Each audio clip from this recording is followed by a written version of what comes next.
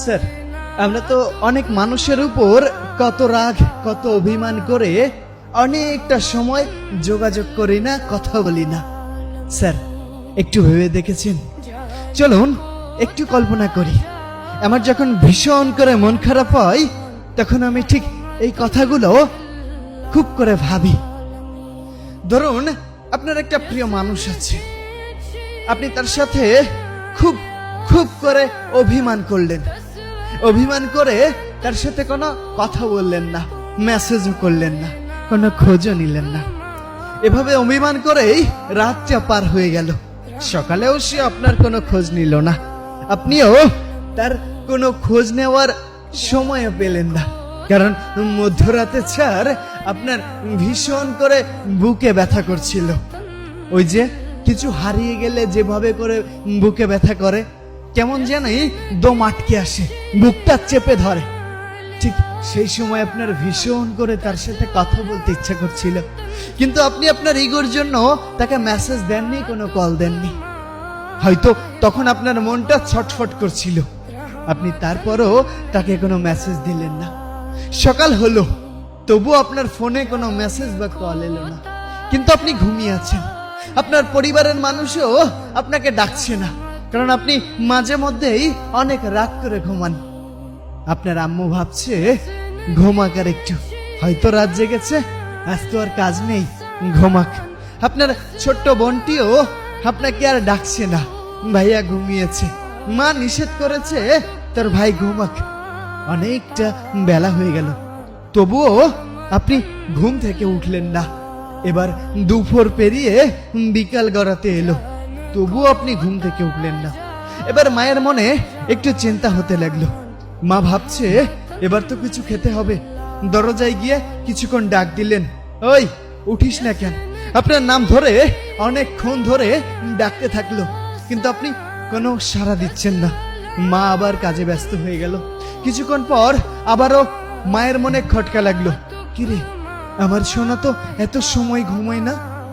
আবারও আপনাকে ডাকতে শুরু করলো, এবার আপনি তবুও উঠছেন না। এবার মা একটু কান্না ভেজা কণ্ঠে আপনাকে ডাকতে থাকলো, আপনি তখনও উঠছেন না।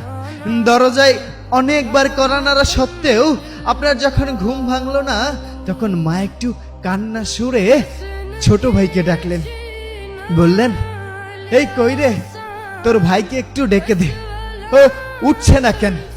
অনেক মানুষ জড় হয়ে গেল। আপনার দরজায় কড়া নাড়তে নাড়তে বিকট শব্দেও আপনার ঘুম ভাঙছে না, আপনি তখনও ঘুমিয়ে আছেন। আচ্ছা স্যার, আপনি তখন কেমন ঘুমাচ্ছেন? আপনি তখন ঘুম থেকে কেন উঠছেন না?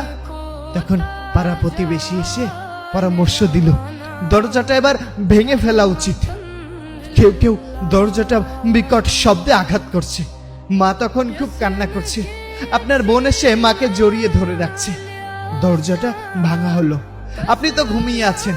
ভিতরে গিয়ে দেখলো আপনার ফোনটা একদিকে পড়ে আছে, রিং বাজছে, একটার পর একটা রিং আসছে, তবু আপনার ঘুম ভাঙছে না। তখন আপনার কেউ একজন আপনার শরীর ধরে নাড়া দিল, নাড়া দিয়ে সে চমকে উঠলো, থমকে গিয়ে বসে পড়লো। মা এবার চিৎকার করে গিয়ে আপনার কাছে গিয়ে বসলো। স্যার, কিছু ফিল করছেন?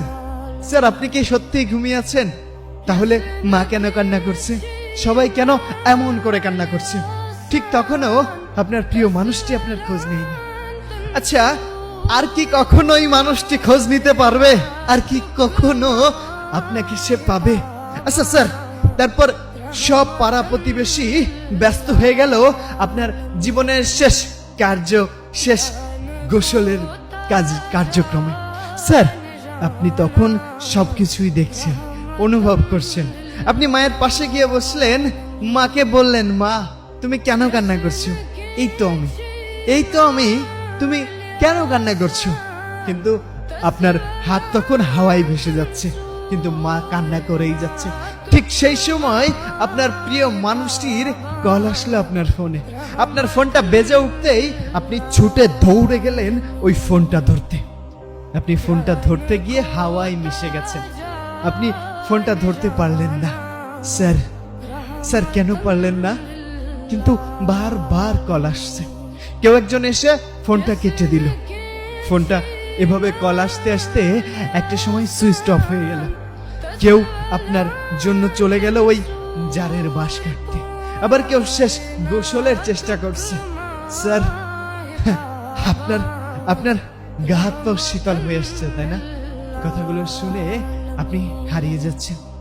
একটু ফিল করুন, সবাই আপনাকে শেষবারের মতো দেখতে আসছে। আপনি ঘুমিয়ে আসছেন চিরনিদ্রায়। আপনার প্রিয় মানুষটি আপনার ফোনটা সুইচ অফ পাচ্ছে। সবাই যখন আপনাকে শেষ নিদ্রায় সহিত করে এসে বসে আসলো, তখন আপনার ফোনে কল আসছে। কেউ একজন আপনার কলটা রিসিভ করলো। কলটা রিসিভ করে বলল, আপনি কাকে চান? যখন আপনার নাম ধরে সেই মানুষটি কান্না করছে আর বলছে সে কথাই, তখন স্যার সে ওই মানুষটিকে জবাব দিল, কেন আপনি জানেন না? সেই মানুষটি আর নেই। সে চিৎকার করে নিজের কানকে বিশ্বাস করতে পারল না। সে বিশ্বাস করতে পারল না নিজেকে। সে থমকে গেল। সে বারবার কল করতে লাগলো। তার পরিচয় জানতে চাওয়া হলো, সে বলতে পারল না। সে থমকে গেল। তার মনটা ছুটে আসছে তার বাসায়।